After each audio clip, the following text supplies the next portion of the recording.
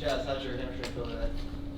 I'm all good. In this part of camp, there's gonna be a bunch of bruises, but we're trying to be physical, be tough, and also be smart at the same time to where we're healthy come game day. Chaz, where do you feel like this defense is at this point in camp, and with what's left, what do you want to see from that entire group with what's left of camp? We don't create an identity until we play our first game. We have 16 days left, and we're going to just keep focusing on ourselves, keep focusing on what we do, and find out what we do best. And we really find out who we are when we actually get tested. And right now, we can simulate testing in practice, but we can't really get tested until we go against somebody in the stadium. So,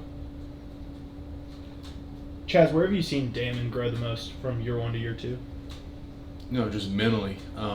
Freshman year, we don't like to ask a lot of these guys. We like to play to their strengths.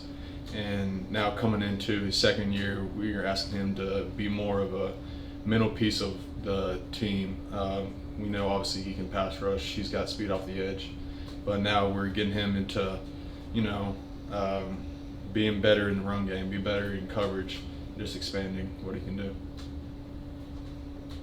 Chaz, when Coach Hartley was in here, he was talking about Quintavious and how pleasantly surprised he was. What has stood out to you about him as he goes through fall camp for the first time? Just the fact that he was a quarterback in high school and he's playing DN and outside linebacker in college.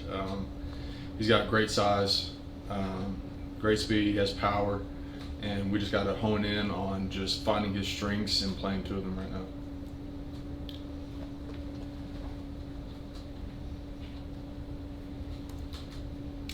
I guess technically you guys started class, so you're transitioning out of camp, though. Kirby said camp doesn't really end until the scrimmage this weekend. But I just wonder, have you guys yet started to focus on Clemson? Obviously, that's a big opener, and they're just down the road. I'm sure you know a lot of guys on that team. So that first, and then secondly, what is the level of anticipation about getting to that first game, and what kind of difference does it make in sort of preparing and getting through preseason camp? We like to focus on ourselves at this part of the season. We don't start preparing for Clemson really until the week of, but right now we're going against the best offense in the nation. We're getting better every single day and trying to simulate what we need to work on, find our strengths, try and find our weaknesses and work on that, working up into game week prep. And at this time, it's just all about the little inches. We talked about it today. All the inches add up to a win. We're just trying to win every single play in the little individual moments. It's often said that the second scrimmage is the most important one. Why do you think that's the case, and what do you think that you guys as a defense need to improve going into this Saturday? We always say that because we want to see growth from the first scrimmage to the second scrimmage. Obviously, we haven't the first scrimmage was the first time we put pads on since spring. That's a long time to go without live tackling. It's a lot of time to go without actually going into a game-like simulation and going from last week into this week. We just want to see everybody be freer, be looser, play the game like how they want to play, and just be physical and tough and out-compete, out-hustle, and be everything that our defense wants to be. Why do you say this is the best offense in the country? I firmly believe we'll always have the best offense in the country.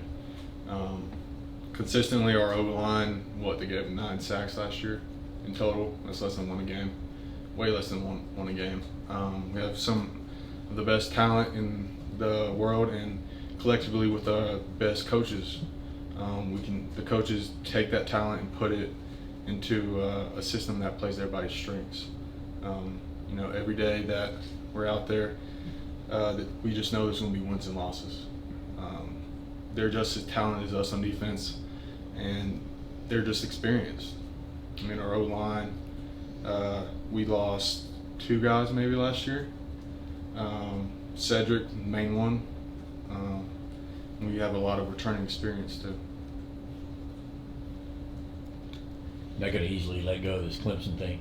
Openers are great, period, especially for fans, because you just don't. Nobody really knows what to expect. You never do from. But what are your recollections of, you were right there in the middle of it in 2021? You guys opening against Clemson in Charlotte. I think they were ranked 3, you were ranked 5, and obviously that year turned out all right, but that was a close war of a game. This one's in Atlanta. So what are your memories of that 2021 game up in Charlotte? Obviously, it's just that first experience as a freshman, walking into a stadium, especially a game of that high of a caliber. There was a lot of anticipation going into that game, but I think our coaches did a great job of making it not about them and about us at that point. And just everybody doing their own jobs the first game of the season. So that their offense or defense could have come out in any formation, could have run any plays. But that first game of the season is always about the fundamentals and the things you do in the off season to get you ready for it. Chaz, when Coach Smart talked to us on Tuesday, he talked about wanting to see more energy and enthusiasm coming out of that first scrimmage. What's it look like at practice this week? Do you feel like you guys have sort of answered that call from Coach Smart?